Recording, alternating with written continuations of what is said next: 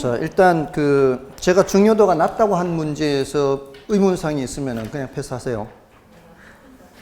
중요도가 제가 풀어드리는 문제에서 의문사항이 있으면 따로 더 질문을 하시거나 하시더라도 중요도가 낮다고 한 문제에서 의문이 생기는 것들은 굳이 질문하실 필요 없습니다. 그냥 패스해도 되는 거예요.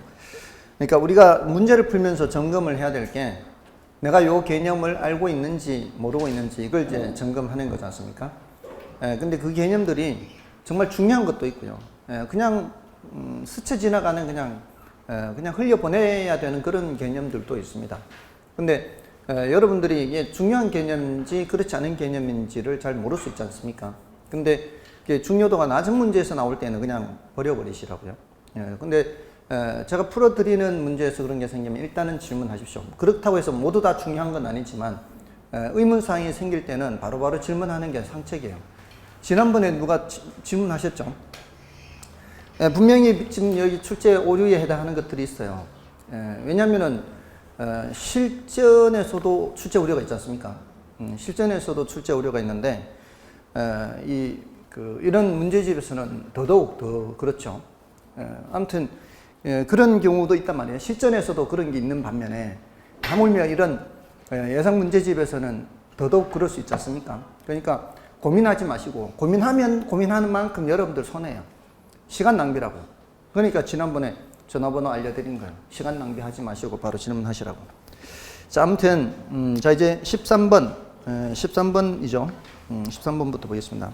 부동산 개념을 설명한 것이다. 옳은 것은 1번에 부동산은 물적 재산으로서 토지와 건물 등을 일컫는 말이기 때문에 광의 부동산 또는 준부동산으로 개념을 확대할 수 없다.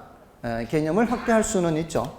이건 이제 학문 연구의 입장에서는 그래서 틀린 말이고요. 그다음에 준부동산의 개념은 실생활의 필요에 따라 구분하는 것으로 이것을 학문의 대상으로 삼을 필요는 마찬가지 맥락이죠. 1번, 2번 같은 맥락이고요. 그다음에 법률적 개념의 부동산은 자산, 생산 요소, 상품, 위치. 지금 이게 여러 가지 지금 다 나오고 있죠, 지금. 자산, 생산 요소, 상품 이렇게 말하면 이건 뭐예요? 이거는 경제적 측면이고요. 위치, 환경 이렇게 하면은 기술적 측면이고 소유권 및 그 이외의 권리 이런 것들은 법적 개념이 되는 거죠. 짬뽕이 돼 있어요. 틀렸어요. 그다음에 물리적 개념의 공간은 공중지표 지하 등의 3차원 공간을 말하는 것이며 종중공간과 지중공간을 합하여 입체공간이라 한다.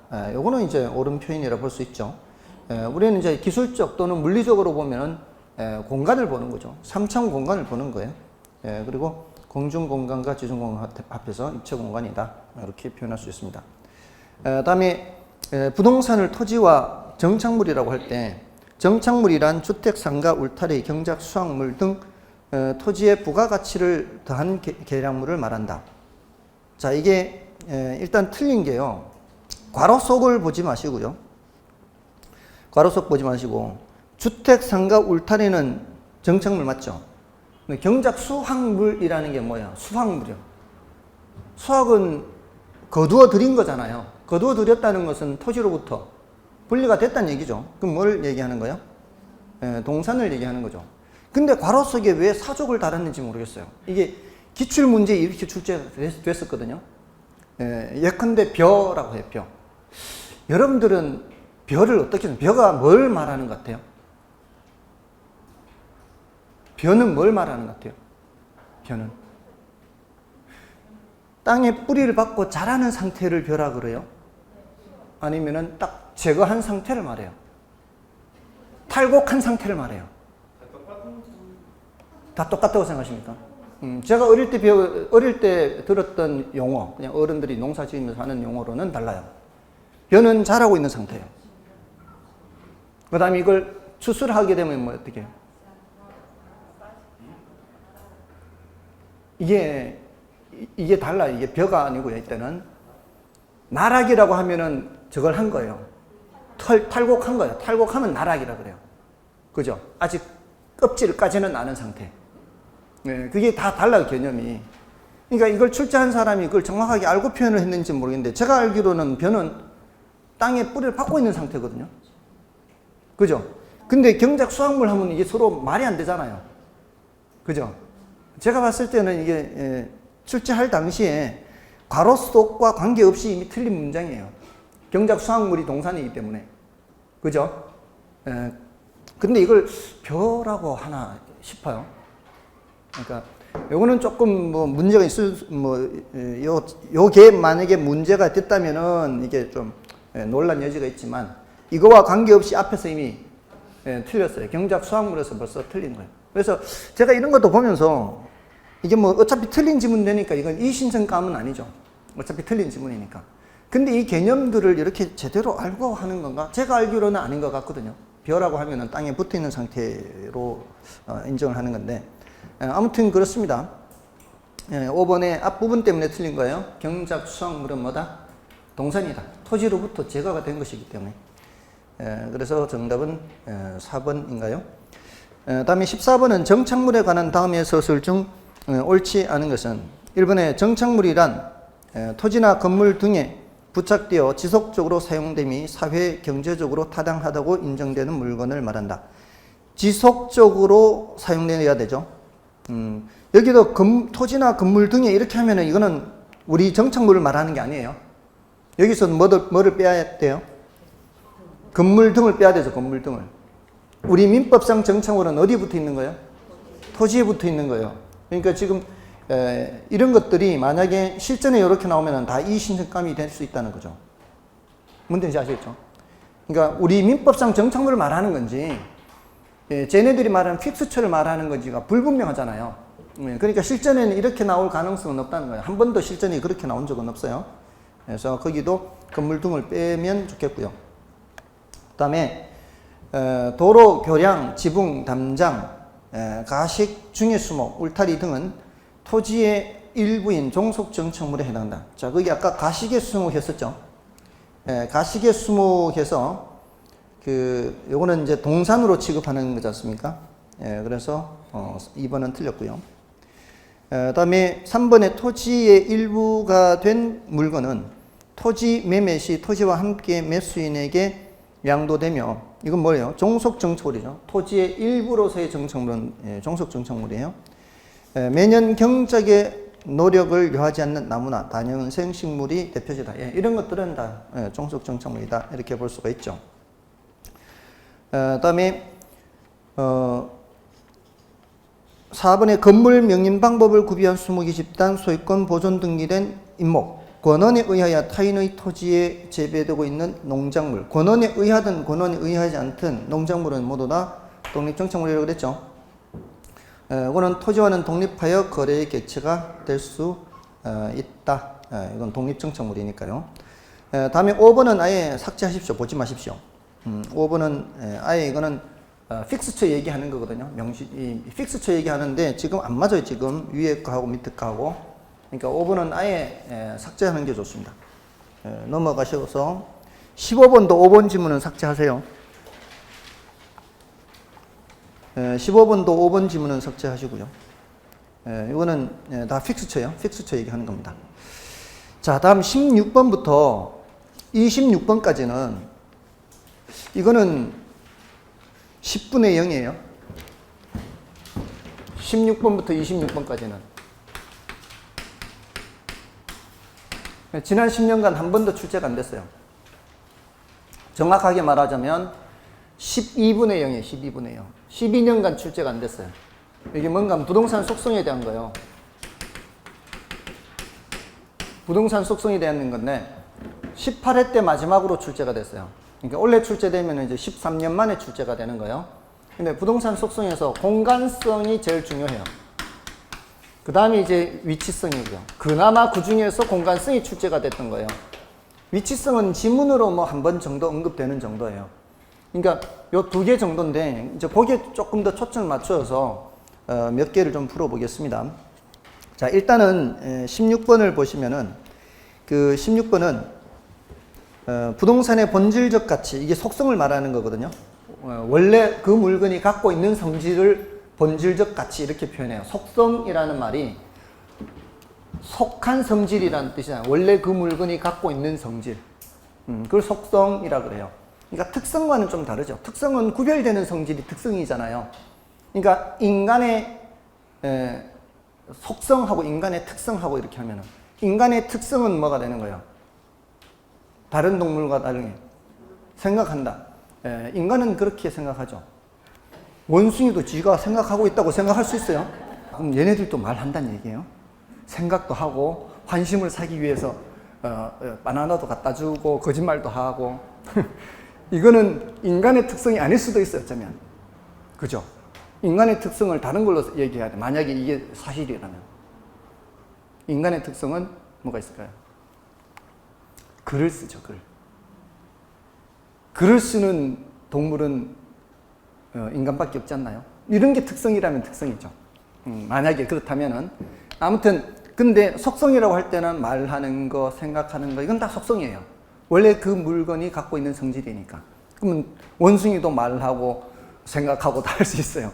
이것도 속성이 원숭이의 속성에 다 들어가는 거예요. 다리가 2개 인간의 속성이에요. 눈이 2개 인간의 속성이에요. 근데 특성은 아니죠.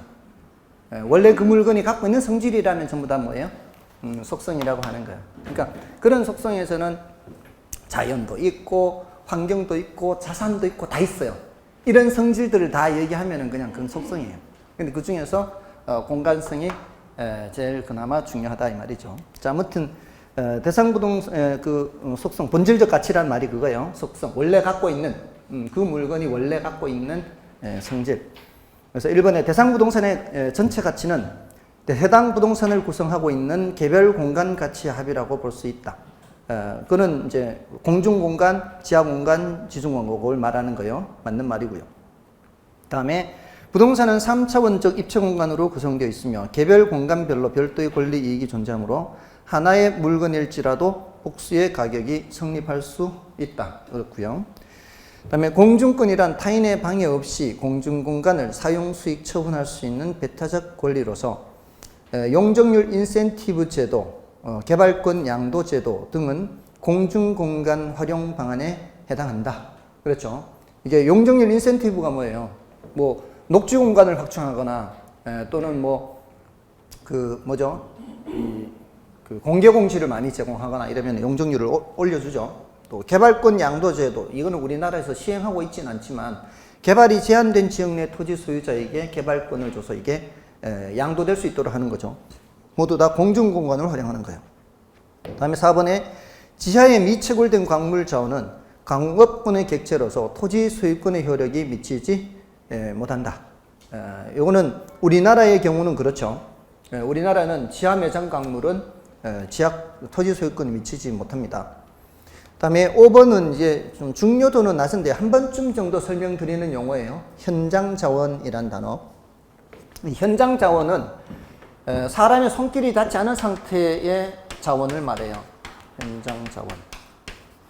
여기 이제 사람의 손길이 닿으면은 상품 자원이 되는 거예요.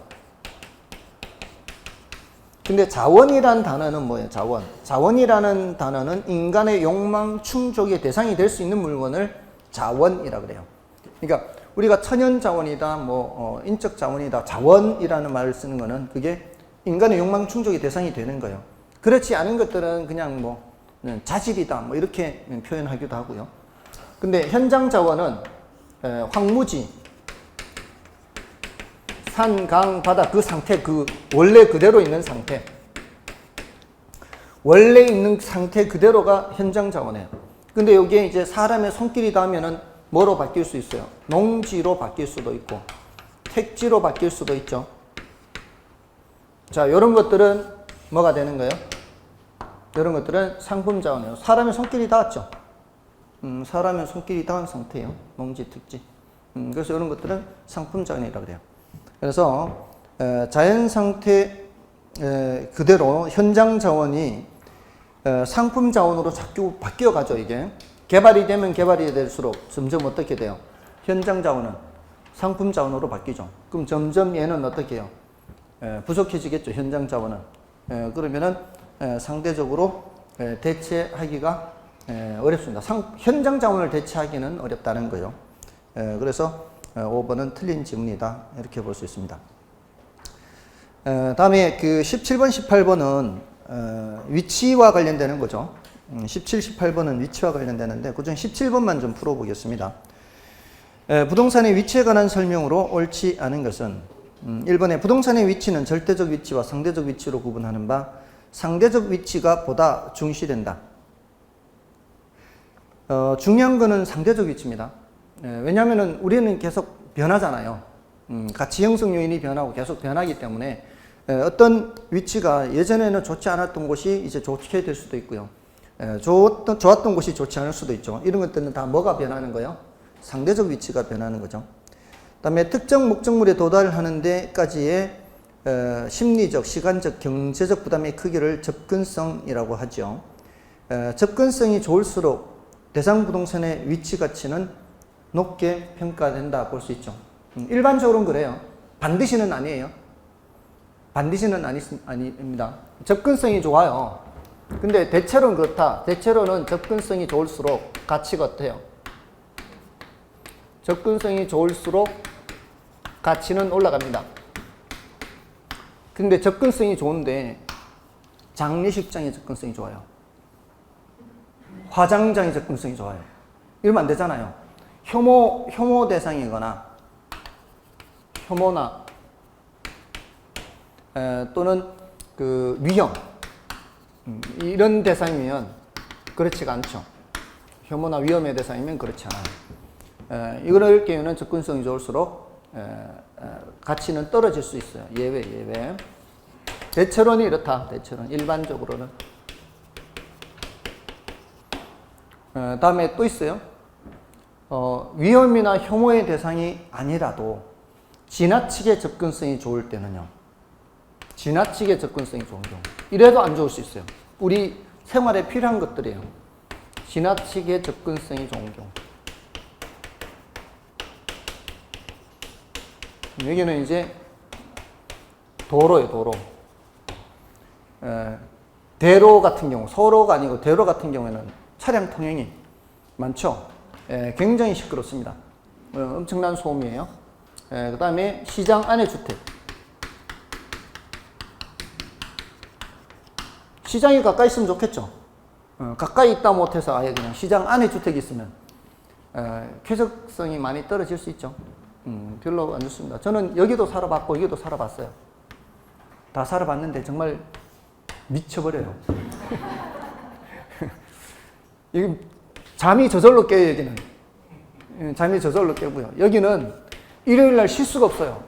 막 시끄럽게 막 행사하니까 별로 안 좋아요. 이런 것들은 별로 안 좋은 거죠. 그래서 예외적으로는 저렇게 따져볼 수가 있어요.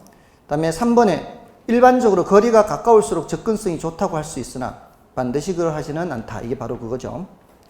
접근의 대상을 봐야 되고요. 접근의 대상이 위험이나 혐오의 대상이냐 아니면은 지나치게 접근성이 좋은 건 아니냐 이걸 따져봐야 된다는 겁니다. 다음에 4번은 허드라는 사람이 얘기한 건데요. 결국은 허드라는 사람은 결국 접근성을 강조했거든요. 지대는 위치에 따라 다르고 이거는 이제 지대는 위치에 따라 다르다는 것은 휘넨의 지대 이론과 유사하죠. 위치 지대 있지 않습니까? 그리고 위치는 편리함이 있고 편리함은 가까움에 의존한다 해서 결국 접근성을 강조한 게 있는데 참고를 알고 계시면 돼요. 허접이라고 생각하세요. 허접. 허드는 접근성이다. 이렇게. 허접. 다음에 5번에 독점력이 있는 점포나 사람이 찾는 빈도가 높은 경우에는 접근성을 중시하지 않는다. 독점력이 있는 점포, 또 사람이 찾는 빈도가 높은 거, 이게 뭘까요? 독점력이 높은 점포가 뭐가 있을까요? 걔밖에 없는 거. 독점력이라는 건 얘밖에 없어요. 예를 들자면 이런 것이 될 수가 있어요. 놀이공원 같은 거. 놀이공원이 딱 한정돼 있죠. 놀이공원은 한정돼 있어요. 그거 외에는 잘 없잖아요. 그러면은 어린이날 같은 경우에 어떻게 해요? 끌려갈 수밖에 없죠. 접근성이 안 좋아도 갈 수밖에 없잖아요. 등살에 못 이길 거 아니에요. 그런 것들. 또는 무슨 천문대 이런 거. 천문대는 딱 한정돼 있죠. 우리나라에 천문대가 있는 산이 한정돼 있어요. 산으로 가야 될 거 아니에요. 또 천문학과 애들은 그리 갈 수밖에 없어요. 이런 것들은 접근성을 중시하지 않아요. 근데 사람이 찾는 빈도가 낮은 경우입니다. 사람이 찾는 빈도가 낮은 경우에는 접근성을 중시하지 않지만 빈도가 높은 경우는 그렇지 않죠. 예를 들어 빈도가 낮은 게 뭐가 있을까요? 여러분들이 1년에 잘 찾아가지 않는 거. 국립현대미술관. 1년에 몇 번 찾아가요, 그런 거. 그런 건 저 멀리 있어도 뭐 관계없죠? 저도 뭐 1년에 그 근처에 살았는데도 몇 번 안 갔어요. 그 국립현대미술관이 서울에 있는 과천에 있어요. 과천에 서울대공원 옆에 있는데, 그 근처에 살았었거든요. 살았는데 1년에 몇 번 안 가요. 가끔 가다 그냥 가는데 그게 미술관에 가는 게 아니라 드라이브 하러 가는 거죠. 아무튼 미술관 옆 동물원이라는 옛날 그 영화 있죠. 그게 바로 그 국립현대미술관 들어가는 그 아주 길이 이쁘잖아요. 그게 5월 달에 아카시아 꽃이 필 때 참 이뻐요. 터널이, 나무 터널이 돼요. 나무 터널이. 굉장히 이뻐요. 아카시아 꽃이 필 때는. 그럴 때 드라이브 하기 정말 좋은 코스가 되거든요. 그러니까 현대미술관을 가는 게 아니고 그런 목적으로. 그래서 사람이 찾는 빈도가 낮은 경우에는 별로 접근성을 중시하지 않아요. 그러니까 일단 위치와 관련된 내용이에요. 요 17번, 18번은 위치와 관련해서 위치는 접근성이라는 개념. 그러니까 접근성이라는 거는 물리적 거리만 보는 거 아니에요. 물리, 시간적인, 그리고 경제적인 것까지 따집니다. 그러니까 천안 있죠, 천안. 천안 아산역 KTX. 거기에서 서울역까지 몇 분이면 가는지 아십니까? 30분이면 가요. 그럼 서울역 근처에 서울역 근처에 직장이 있는 사람이라면 천안 아산역 근처에 있으면 굉장히 그냥 가까워요, 사실은. 그리고 요즘은 한 달짜리 그 뭐죠? 그 전기권 이렇게 끊어 다니면 그렇게 비싼 것도 아니에요. 차라리 그냥 복잡하게 비싼 서울에 비싼 집값하고 어차피 교통비 들고 할 것 같으면, 시간 많이 들고 할 것 같으면 차라리 그냥 천안 아산역 근처에서 왔다 갔다 하는 것도 생각해 볼 만하죠. 그런 경우라면. 그런 거는 접근성을 어떻게만 따지는 건 아니다. 물리적 거리로만 따지는 것은 아니다. 시간이나 경제 이런 것도 따진 개념이 뭐다? 접근성이다. 그리고 접근성이 좋다고 해서 무조건 가치가 올라가는 것은 아니다. 이렇게 정리하면 되죠. 그러니까 위험 혐오의 대상이라든가 지나치게 접근성이 좋을 경우에는 가치가 떨어질 수도 있다. 이 정도로, 이 문제 한 문제로 이렇게 정리를 하시면 돼요. 그러니까 18번도 같은 맥락의 문제예요. 넘어가시고요. 그 다음에 이제 19번, 20번은 요거는 이제 같은 유형의 문제인데요. 19, 20, 21, 22 얘네들은 전부 다 공간이에요. 공간과 관련되는 거고요. 요걸 좀 19번, 20번 중에서는 19번을 좀 보겠습니다.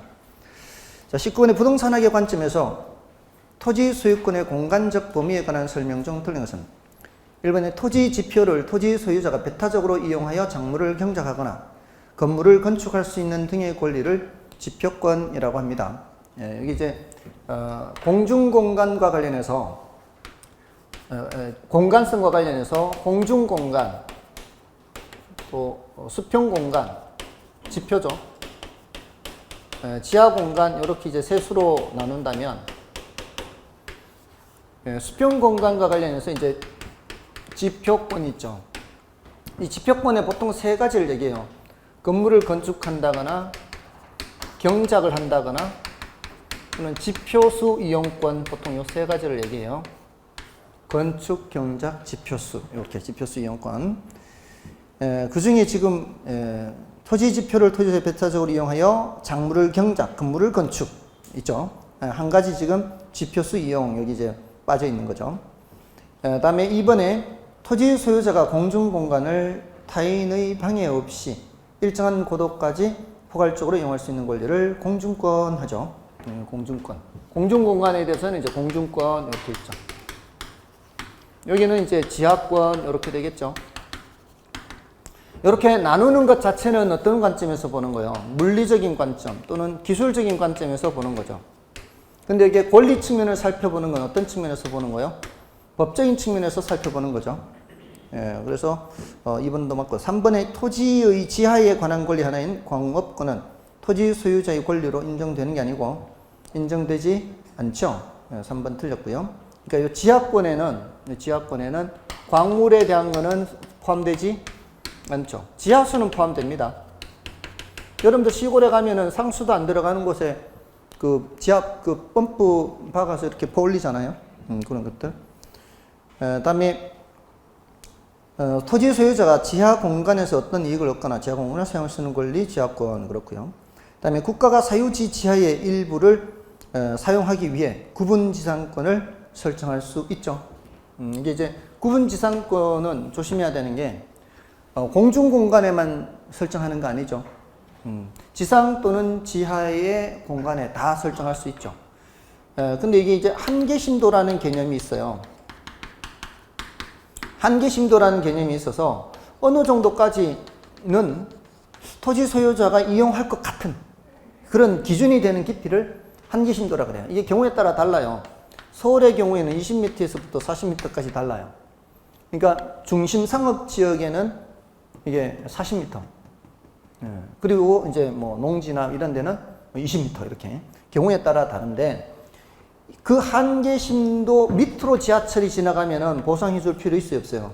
보상해 줄 필요가 없는 그 기준이 되는 깊이를 한계심도라 그래요. 근데 요 위로 이렇게 침범을 하게 되면 어떻게 해요? 보상을 해줘야 되는 거죠. 이때 뭐를 설정해서 해준다고요? 구분지상권을 설정해서 해주는 겁니다. 그래서 요거는 이제 옳은 말이고요.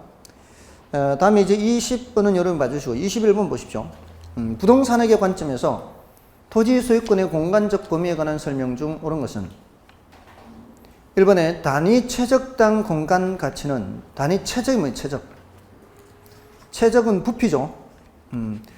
최적당 공간 가치는 위치상의 차이보다 용적률의 크기에 의해 그 높고 낮음이 결정된다. 여러분들 위치가 중요해요? 부피가 중요해요? 위치가 중요하죠. 위치가. 그래서 바뀌어 있어요. 이거는 1번은. 그 다음에 2번에 토지 소유자가 공중공간을 타인의 방해 없이 일정한 고도까지 포괄적으로 이용할 수 있는 권리를 공중권이라 한다. 이거는 맞는 말이죠. 이건 맞고요. 그 다음에 전파 발착권 및 항공기 착륙권 등은 사적 공중권으로서 토지 소유자의 권리로 인정된다. 이거는 토지 소유자의 권리가 미치지 못하는 거죠. 내 땅 위를 허락도 없이 비행기가 지나간다고 해서 격추시키거나 이러면 안 되죠. 이런 거는 할 수가 없는 거고요. 그 다음에 상부 미이용 공간에 직접 시설을 건축하여 이용함이 부적당한 경우 상부 미이용 공간에 상응하는 용적률의 개발권 등을 인근 토지로 양도하여 이용하도록 하는 방법. 이걸 뭐라 그래요? 이걸 개발권 이전 제도, 개발권 양도제라고 하죠. TDR이라고 하죠. 공중임대차 제도가 아니고, 그래서 4번 틀렸고요. 지하 공간을 활용하는 방안으로 구분지상권, 개발권 이전 제도, 용적률 인센티브 제도 등이 있다. 요거는 개발권 이전 제도나 용적률 인센티브 제도는 공중공간과 관련되죠. 근데 구분지상권은 뭐와 뭐가 모두 관련돼요? 지하 공간과 공중공간 다 관련되죠. 그래서 그 해설이 조금은 제가 봤을 때는 좀 미흡해요. 구분지상권, 개발권 이전 제도, 용적률 인센티브 제도 등은 공중공간 활용 방안이다. 근데 구분지상권은 뭐와도 관계된다는 걸 함께 해주면 좋아요. 지하 공간도 관련되는 걸 함께 해주면 좋겠죠. 자, 그렇게 하시면 되고요.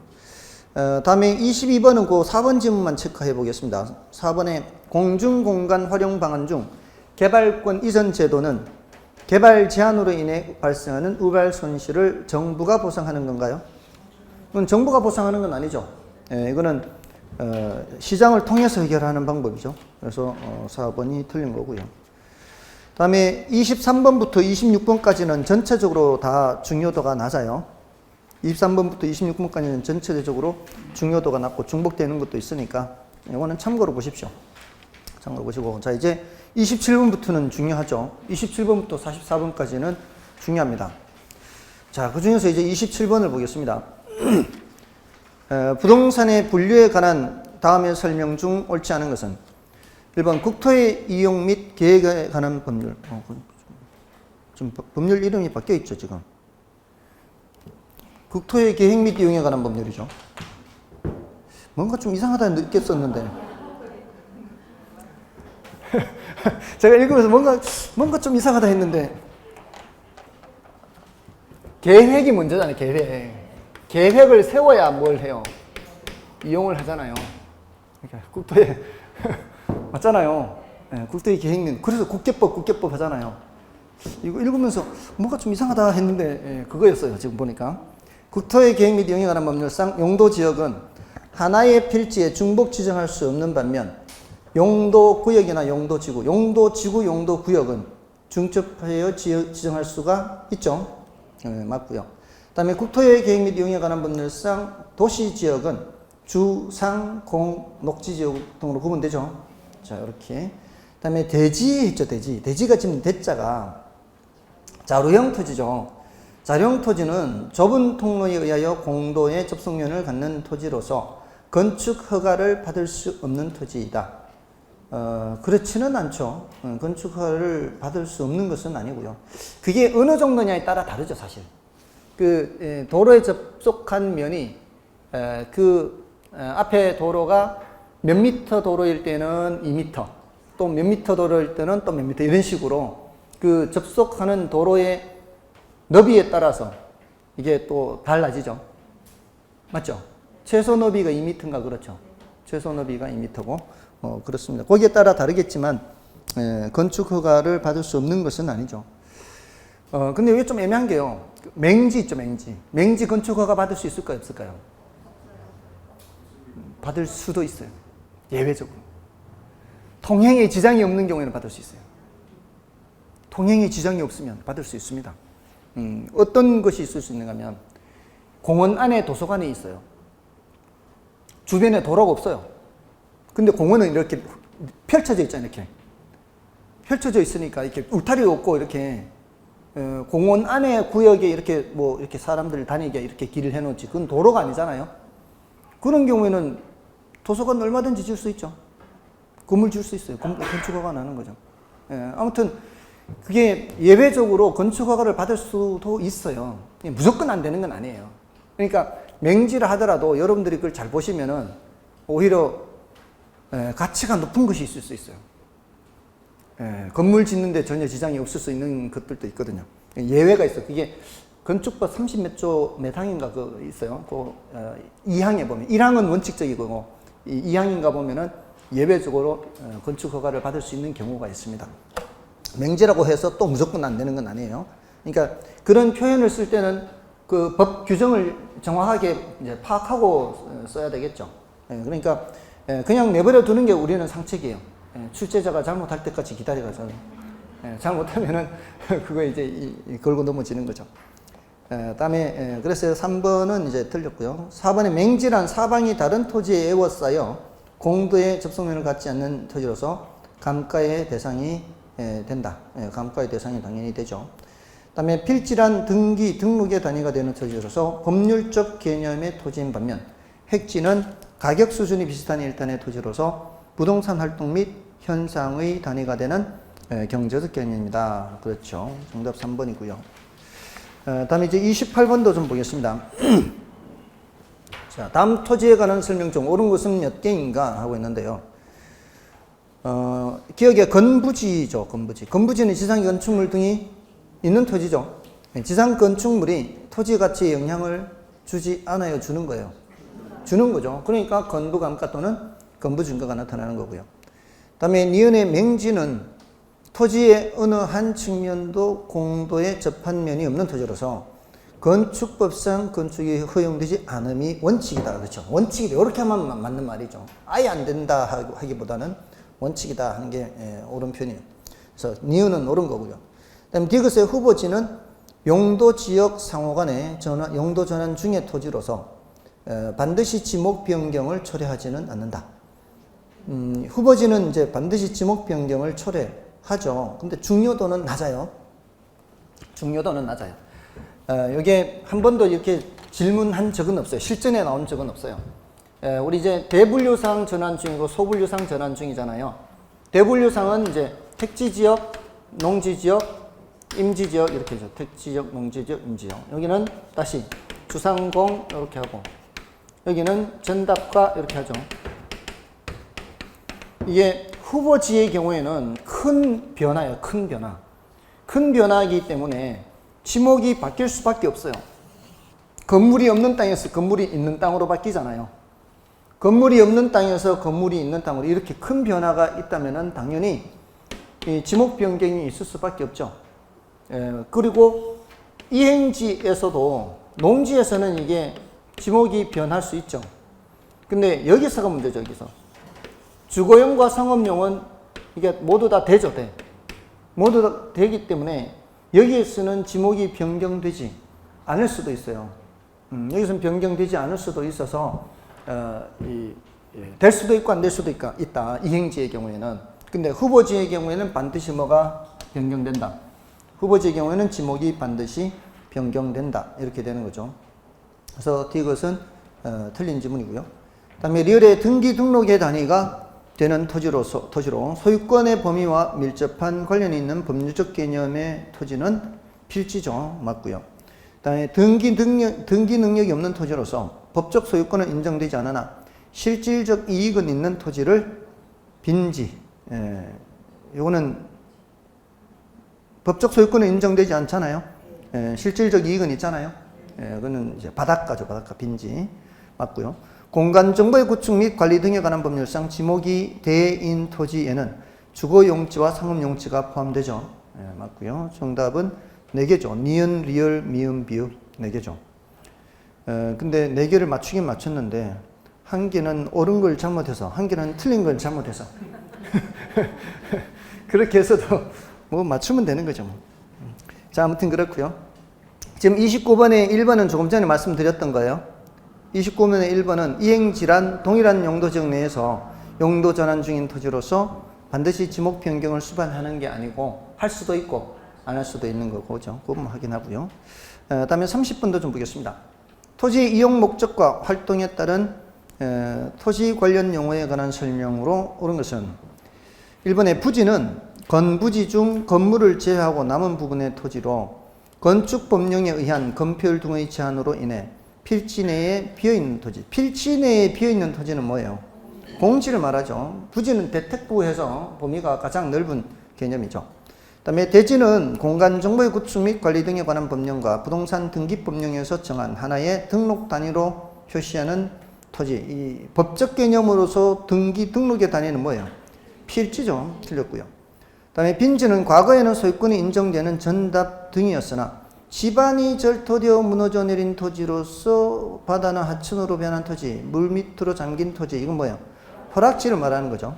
그래서 틀렸고요. 그 다음에 4번의 포락지는 소유권이 인정되지 않는 바다와 육지에서 이게 지금 3번과 4번이 바뀌어 있죠. 3번과 4번 바뀌어 있고요. 그 다음에 소지는 대지 등으로 개발되기 이전에 자연 상태로서의 토지, 그렇고요. 그 밑에 정답은 지금 5번이고요. 31번도 풀어보겠습니다.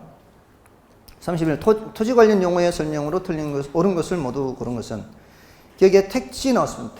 택지 나오면 주상공 다 나와야 되죠. 주상공 등의 용도로 이용되고 있거나 해당 용도로 이용할 목적으로 조성된 토지를 말한다. 그렇죠. 그 다음에 획지는 용도상 불가분의 관계 있는 이 필지 이상의 일단의 토지를 말한다. 획지가 뭐 획지는 이런 식으로 정의하면 안 되죠. 획지는 같은 가격 수준의 일단의 토지 이렇게 해야 되죠. 가치 가격이라는 관점에서 봐서. 그래서 기억은 맞고 니은은 틀렸죠. 기억은 들어가야 되고 니은은 빠지면은 정답은 벌써 1번 나왔죠. 그다음에 표본지가 있죠. 표본지란 말 들어보신 적 있어요? 표준지는 들어보신 적 있죠. 표준지는 부동산 가격 공시에 관한 법률에서 했잖아요. 그 표준지는 뭐였어요? 국토교통부 장관이 이 개별 토지들 중에서 선정해 놓은 거잖아요. 표준지로.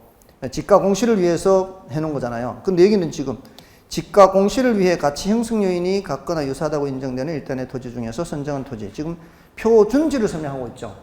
이거는 개념이 다른 거예요. 그래서 지금 표본지가 아니고 표준지를 설명하고 있는 거고. 그 다음에 이행지는 택, 농, 임, 상호 간의 다른 지역으로 전환되고 있는 것은 이거는 후보지죠. 그래서 지금 다 틀렸는데 표본지는 뭘 말하는가 하면은 그거는 집값 변동률 계산할 때 필요한 게 표본제예요. 참고로 알고 계세요. 이런 것들은 굳이 뭐 자세히 알 필요 없고요. 그래서 해설에 가보시면 있죠. 해설에 디귿에 집값 변동률 조사 평가 대상 토지 중에서 선정해 놓은 토지를 표본지라 그래요. 다음에 32번 이런 식으로도 나옵니다.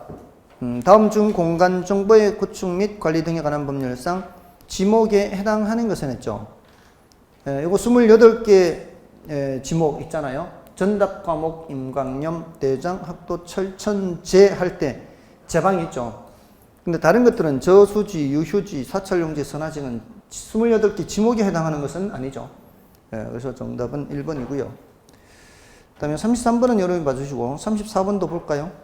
괄호에 들어갈 내용으로 옳은 것은 토지에 건물이나 그 밖에 정착물이 없고 지상권 등 토지의 사용 수익을 제한하는 사법상의 권리가 설정되어 있지 아니한 토지 뭐라 그래요?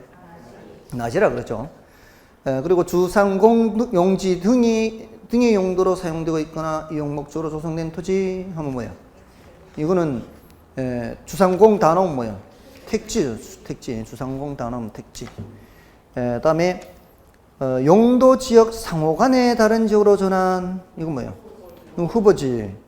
그다음에 용도 지역 내에서 지역간 하면은 이행지 이렇게 되죠. 그래서 정답은 3번이고요. 대체로 그 기출 문제들을 보면은 깔끔하죠.